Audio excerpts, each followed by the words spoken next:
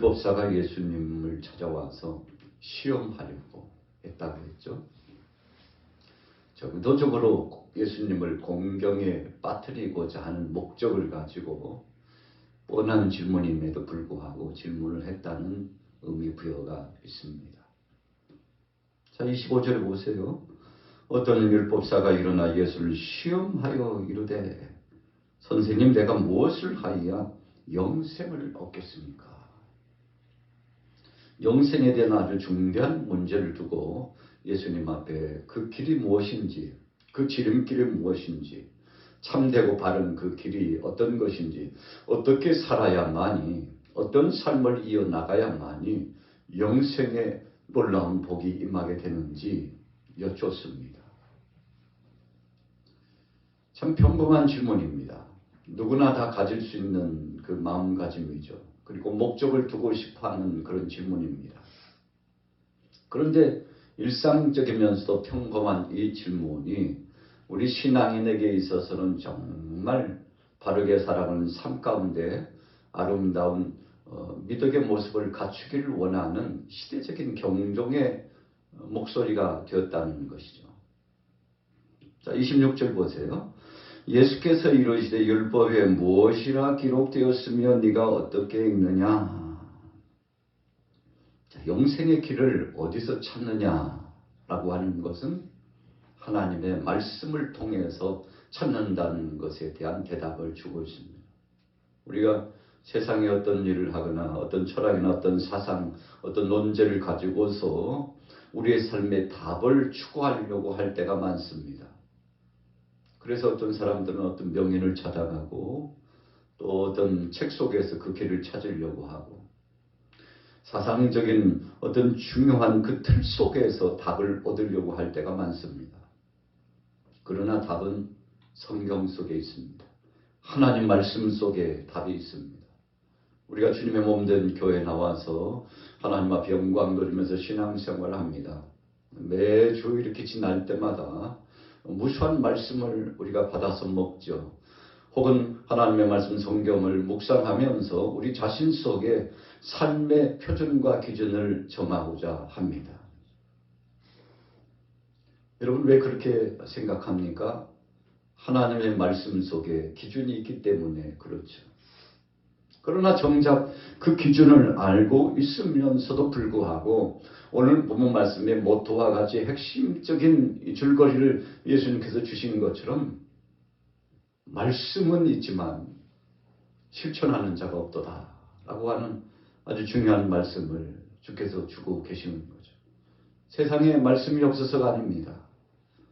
어디서든지 주의 말씀을 접할 수 있고 우리가 들고 다니는 스마트폰을 통해서 그 어플을 통해서 주님의 생명된 말씀을 늘 접할 수 있죠.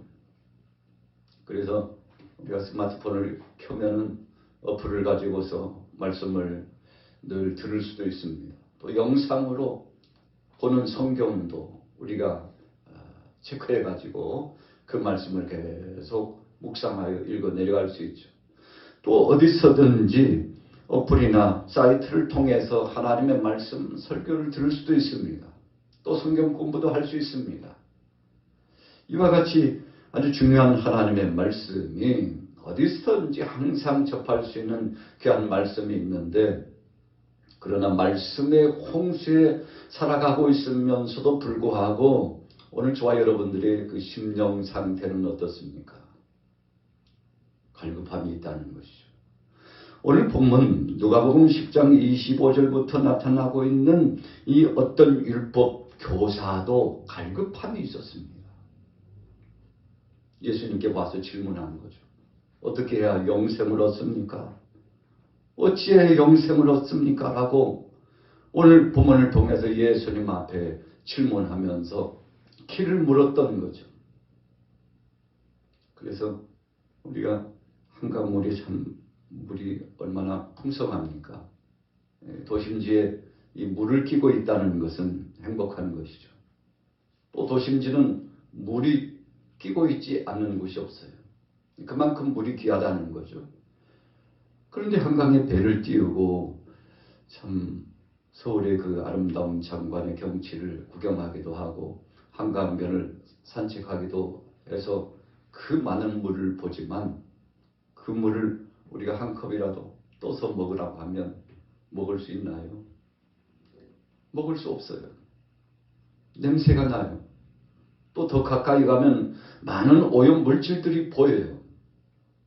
비라도 오기라도 하면 저 위쪽에서부터 내려오는 그 빗물이 휩쓸려 가지고 황토물이 되지 않습니까? 자, 물을 보고도 물을 마실 수 없다. 참 비극 중에 비극 아니겠습니까? 하나님의 말씀이 무수한데 그 풍성한 말씀이 있음에도 불구하고 그 말씀을 두고도 우리가 갈급해하는 이유가 무엇일까요? 오늘 율법교사처럼 진리의 말씀이 우리 편에 있고 우리의 삶 속에 있지만 그 말씀을 우리가 적용하지 못해서 실천하지 못해서 아멘하지 못해서 전폭적으로 하나님의 영광스러운 능력과 그 권세를 인정하지 못하고 믿지 못해서 오는 공허감이 얼마나 큰지 모릅니다. 우리가 서울 장안에 참 많은 사람들이 살고 있어요. 우리가 전국에서 약 5분의 1격 혹은 4분의 1격이나 되는 사람들이 이 서울을 중심으로 한 수도권에 몰려 있습니다. 얼마나 많은 사람들이 있는지 몰라요. 그리고 주택의 구조도 보면 아파트 혹은 다주택 중심 구조가 돼가지고 한 동네에도 참 무수한 사람들이 함께 모여 살죠. 그런데 많이 모여 사는 이 세대, 이 상황 속에 사람들이 고독해해요. 힘들어해요. 사랑이 없다고 갈구합니다. 그리고는 이웃과의 관계에도 참 묘한 감정이 오고 가면서 그렇게 수십 년간 살지만 이웃 간에 인사 한번 나누지 못하고 사는 사람도 굉장히 많습니다. 그래서 다른 말로 표현하면 풍요롭긴 풍요로운데 풍요 속에 빈곤을 체험하면서 살아가는 세대가 되었다고 그러지 않습니까? 많은 물자가 있어요. 많은 사람들이 있습니다. 문화적인 혜택과 배경을 누리면서 삽니다. 그런데 사람들은 못 살겠다고 더욱 아우성치고 갈급한 심령을 가지고서 참 고독하다 힘들다 왜 세상에 이렇나. 디모데서의 말씀처럼 그 이유는 한 가지죠. 사랑이 식어졌기 때문에 그렇습니다. 오히려 이웃 간에 서로 관계를 맺고 또 이야기라도 꺼내서 함께 나누고 관계를 개선하고 회복하고 그래서 함께하고 그렇게 태도를 취하면 이상하게 생각하는 사람들이 꽤 많이 있지 않습니까? 아니, 당신은 당신이고 나는 난데 뭐 그렇게 간섭해요. 아니, 너무 그렇게 관심 갖지 말아요. 적당한 선에서 무관심해 주기를 원하는 세상이 되었다는 것입니다. 오늘 율법사도 마찬가지. 그 당시의 교사입니다. 아주 능란한 중요한 말씀을 가지고 있었습니다. 그럼에도 불구하고 영생에 대한 답을 찾지 못했다는 것은 참 안타까운 것이죠. 물론 시험하기 위해서 의도적으로 질문했다고 하고는 있습니다만 그러나 지금 앞에 계신 그분이 누굽니까? 메시아예요. 그분이 하나님이십니다. 그분이 우리 인생길에 대한 정도를 말씀하고 계세요. 그래서 그분을 따라다니고 그분의 말씀을 앉아서 듣노라 하면 우리의 삶의 중요한 문제를 풀 수 있는 답을 얻게 됩니다. 그래서 방황이 끝나요. 그 어떤 방황과 고통 속에 쓰디쓴 쓴잔을 마시면서 살아가지만 예수님 만나는 그 순간 방황이 끝나요. 그래서 본문에 보세요. 누가복음 10장 27절 우리 같이 읽습니다. 시작. 대답하여 이르되 내 마음을 다하며 목숨을 다하며 힘을 다하며 뜻을 다하여 주 너희 하나님을 사랑하고 또한 내 이웃을 내 자신과 같이 사랑하라 하였나이다. 아마 예수님 그랬을 거예요. 아이 참 알기는 잘하네. 알기는 양목같이 참 잘하네. 아마 예수님 그러셨을 거예요. 그런데 공허해요. 그런데 갈급해요. 그러나 아직도 방황해요. 길을 찾지 못하고 있어요. 삶에 있어서 정체성이 흔들리고 있어요. 내가 왜 부름을 받았는지, 이 세상에 왜 사는지, 삶에 대한 목적이 뚜렷하지 않아요. 여러분, 그래서 소극적으로 살고 침울함이 몰려와서 그것이 더 깊어지면 우울감이 오고, 우울감이 더 깊어지면 자괴감이 와가지고 삶의 의욕도 없이 불완전한 세상이라고 말하면서 참 안타까워하고 고통스럽게 하루하루를 살아가게 되는 거 아니겠습니까? 자, 오늘 알고는 있었어요. 모든 것을 지식적으로 알고 있었어요. 그러나 그에게 있어서 고독감과 고통이 찾아오는 이유는 그 말씀을 삶 속에 적용하지 못했기 때문에 그런 것입니다. 여러분, 지식에 머물면 힘이 되지 못합니다. 위로가 되지 못합니다. 능력이 되지 못합니다. 우리의 삶 속에 작용적인 권세로 함께하지 못하게 되는 것이죠. 그 이유는 바로 모든 문제는 우리 자신에게, 저에게 있고 여러분들 자신에게 있다는 것입니다. 오늘 예수님께서 네 자신에게 한번 놓고 해보라고 한 거죠. 그래서 말씀에는 뭐라고 답이 있더냐? 그랬더니 잘 알고 있었어요. 첫째는 하나님 사랑, 둘째는 이웃 사랑이다. 자, 28절에 보세요. 예수께서 이르시되 내 대답이 옳도다. 이를 행하라. 그러면 살리라 하시니 그 사람이 자기를 옳게 보이려고 예수께 여짜오되 그러면 내 이웃이 누구니까?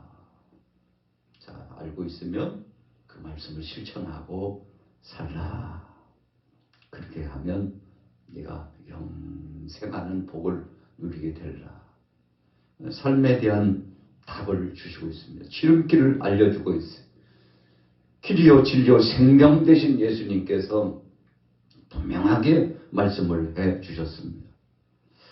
그랬더니요, 한 가지 어찌 보면 엉뚱하기도 하고, 이웃이 그럼 누굽니까요? 주님이 말씀하시는 오늘 이 말씀을 통해서 확인해 주시는 이웃은 누굽니까요? 예수님 앞에요 물어요. 그랬더니 예수님께서 비유를 들어가지고 아주 구체적으로 말씀을 주시는데, 자, 30절 31절 같이 읽어보겠습니다. 시작. 예수께서 대답하여 이르시되 어떤 사람이 예루살렘에서 여리고로 내려가다가 강도를 만나매 강도들이 그 옷을 벗기고 때려 거의 죽을 것을 버리고 가더라. 마침 한 제사장이 그 길로 내려가다가 그를 보고 피하여 지나가고. 어떤 사람이 예루살렘에서 여리고로 내려가는데 강도를 만났어요. 이 당시 강도를 만난다는 것은 흔한 일이죠. 그래서 길을 간다는 것은 늘 불안하고 초조합니다. 그런데 예수님께서 어떤 한 사람이 강도를 만났는데, 이 강도 만난 사람들을 어떻게 대하였는지 시대적인 아주 중요한 상황을 예수님께서 설명해 주시면서 가르쳐 주시죠. 자, 한 사람이 지나갔어요. 그가 누군가 봤더니 제사장이라고 했습니다. 종교적인 지도자였습니다. 하나님의 말씀을 받잡고 그 말씀 안에서 예배를 진행하는 아주 중요한 VIP급에 속한 사람입니다. 모범적인 삶을 살아야 되는 사람입니다. 그런데 이웃이 강도를 만났는데 그냥 그를 보고 피하여 지나갔다고 했습니다. 자, 이것을 무엇으로 표현하나요? 무관심했다는 것입니다. 32절에 보세요. 또 이와 같이 한 레위인도 그곳에 이르러 그를 보고 피하여 지나가되. 레위인 누굽니까? 제사장과 더불어서 수종을 들면서 주의 몸된 전에서 아주 중요한 성업을 담당하고 있는 사람이죠. 그런데 그도 역시 그냥 피하여 지나갔다고 했습니다. 역시 무관심했다는 것이죠. 33절에 보세요. 어떤 사마리아 사람은 여행하는 중 거기 이르러 그를 보고 불쌍히 여겨 가까이 가서 기름과 포도주를 그 상체에 붓고 싸매고 자기 짐승에 태워 주막으로 데리고 가서 돌보아 주니라. 자, 앞에 전자의 두 부류의 사람은 그냥 피하여 지나갔습니다. 무관심했습니다. 그런데 한 사마리아 사람은 관심을 가지고서 불쌍히 여기고 그랬어요. 여러분, 선을 행한다는 거 불쌍히 여기면서부터 시작되는 거죠. 본질적으로 나와 상관없는 자가 아니라 나와는 불가분의 관계라는 사실을 재인식하게 될 때 그때부터 실천적인 역사가 나타나는 것이죠. 여러분, 제사장도 레위인도 잘 알고 있었어요. 그러나 실천하지는 못했습니다. 왜 실천하지 못했나요? 두려움 때문에 그랬습니다.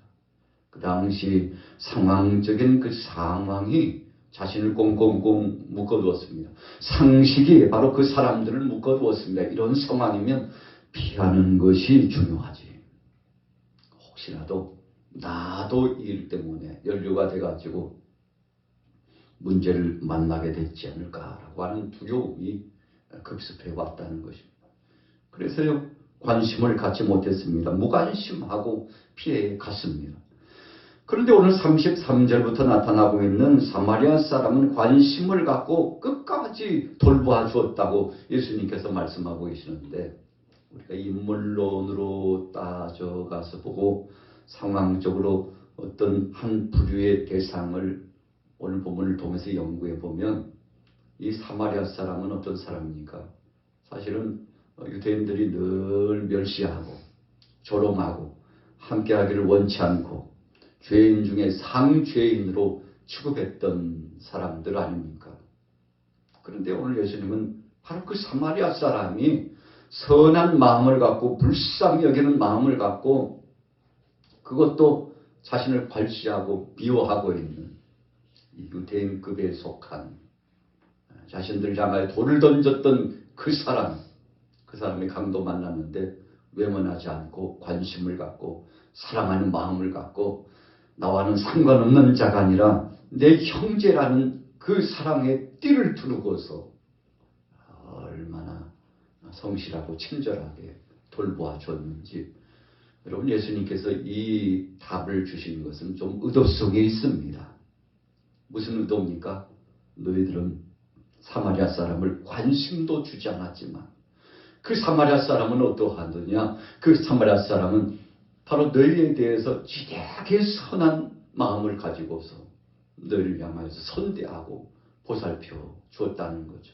진정한 이웃 간의 관계는 그런 것이라고 하나님께서 율법의 말씀을 통해서 하나님 사랑, 이웃 사랑이라고 그 무수하게 선진의 그 세대 가운데 말씀을 바꿔서 흘러 지나와서 지금 로마의 압권 안에서 살아가는, 참 어찌 보면 삶이 핍절하고요, 고통스럽고 괴로운 그런 과정을 지나고 있음에도 불구하고 그 상황 따지지 않고 자신의 처지 따지지 않고 사랑의 띠를 두르고서 바로 이 유대인을 돌보아주고 사랑해주고 끝까지 책임져주는 선한 행보를 감당했는데, 바로 이웃이라고 하는 것은, 진정 이웃이라고 하는 개념은 이런 마음을 가지고서 선대하는 것이 이웃과의 관계라고 예수님께서 말씀해 주고 계시죠. 여러분, 그래서 한마디로 말하면 담을 허물라는 것입니다. 왜 그렇게 사마리아 사람들에 대해서 담을 쌓아놓고 그렇게 억척스럽게 무시하고 조롱하고 미움과 증오심까지 품고 뭐 역사적으로 이랬네 저랬네 하면서 저런 사람들하고는 상종을 해서는 안 된다고, 이방인과 피를 섞은 사람들에 대해서는 상종을 해서는 안 된다고, 저들은 하나님 앞에 이미 정죄받은 죄인 중에 중죄인이라고 말하는데, 그러나 너희와 저들은 다를 바가 없는 하나님 앞에서 죄인이라고 하는 사실을 부각시키고 계시는 거 아니겠습니까? 자, 말씀을 마무리해 볼까요? 35절부터 같이 읽도록 하겠습니다. 35절 시작. 그 이튿날 그가 주막 주인에게 데나리온 둘을 내어주며 이르되 이 사람을 돌보아 주라. 비용이 더 들면 내가 돌아올 때에 갚으리라 하였으니 내 생각에는 이 세 사람 중에 강도 만난 자의 이웃이 되겠느냐. 이르되 자비를 베푼 자니이다. 예수께서 이르시되 가서 너도 이와 같이 하라 하시니라. 여러분, 오늘 영생에 대한 문제를 가지고 예수님 앞에 온 사람은 율법사죠. 유대인 중에 대표급에 속한, 그것도 유직급에 속한 사람이죠. 그런데 그를 향하여서 사마리아 사람이 무슨 일을 했는지 지금 예수님께서 말씀하고 있는데 그의 마음이요 요동쳤을 겁니다. 아니 이게 도대체 무슨 말씀입니까? 사마리아 사람이 도왔습니까? 상식적으로 이 시대에는 이해 불가한 일이에요. 여러분 그러나 우리가 영적으로 보면 이 사마리아 사람은 예수 그리스도를 예표하고 의미하고도 있지 않습니까? 그럼에도 불구하고 주님은 사랑을 가지고서 모든 이들을 품고 마침내 십자가상에서 못 박혀 죽으신 그 은혜와 사랑을 나타내 주시고 있는데 너희도 이런 마음을 가지고 아버지의 뜻은 만천하의 모든 족속들을 사랑하시고 심판이 목적이 아니고 긍휼이 목적이고 그 긍휼하심 사랑을 통해서 바로 너희들을 구원하고자 하는 뜻이 있습니다. 하나님 아버지 사랑을 가지고 가라. 여러분 그래서 로마의 압권 안에 있었던 사람들이 적지 않게 깊은 상처가 있지 않습니까? 민족주의적인 심정, 또 더 나아가서 자기 자신과 가족을 보호하고자 하는 본능적인 것, 그러다 보니까 사람들의 마음이 굉장히 강팍해져 있었습니다. 사랑한다고 하는 것, 주님이 말씀하신 것처럼 아가페적인 사랑, 무조건적으로 따지지도 않고 묻지도 않고 하나님이 우리를 사랑하신 그 사랑으로 다가간다는 것은 참 고민스러운 것입니다. 어떻게 그렇게 하지? 세상에 그런 사람이 있으면 나와보라고. 나만 그런 것이 아니고 모든 사람들이 그런 생각을 갖고 상식적인 범위 안에서 합리주의적인 논지 안에서 보면 그렇게 살아가고 있다고 할 말이 많이 있죠. 그러나 예수님은 그럼에도 불구하고 이 사마리아 사람처럼 이렇게 행해야만이 영생을 얻게 된다. 그렇게 예수님께서 말씀하면서 오늘 율법사를 가르치시고 그에게 정말 삶의 지표를 두고서 새롭게 살아나갈 수 있는 길을 열어주셨지 않습니까? 자, 37절 다시 보세요. 이르되 자비를 베푼 자니이다. 예수께서 이르시되 가서 너도 이와 같이 하라. 여러분 그래서 이 시대는요 자비를 원하고 있습니다. 오늘 예수님이 실천적으로 보여주신 자비를 실천하는 사람을 원하고 있습니다. 머릿속에 지식을 가지고 있는 사람 말고 옷 잘 입고 폼새를 갖춘 사람 말고 명예나 권세나 물질을 자랑하면서 세상에서 참 이와 같은 것을 가진 것에 대해서 스스로 부자라고 자칭 부자라고 말하는 그 심령 안에만 머물지 말고 이웃을 다시 한번 돌이켜보면서 참 세상 참 없을 세상이야 말하지 말고 믿을 사람 없다고 말하지 말고 내가 바로 믿을 만한 사람이 되고 내가 바로 사랑을 실천하는 사람이 되고 자비를 베푸는 그 심정으로 살아가면 주께서 영광을 받으시고 우리 안에도 평화가 깃든다는 사실을 오늘 예수님 말씀하고 계시죠. 자, 오늘 어떤 율법사가 주님을 시험하러 왔다가 주님을 테스트하고 공경에 빠뜨리려고 했다가 주님으로부터 정말 중요한 중심의 은혜의 말씀을 받게 되는데 오늘 이 시대는 자비를 원하고 있습니다. 그 자비가 무엇입니까?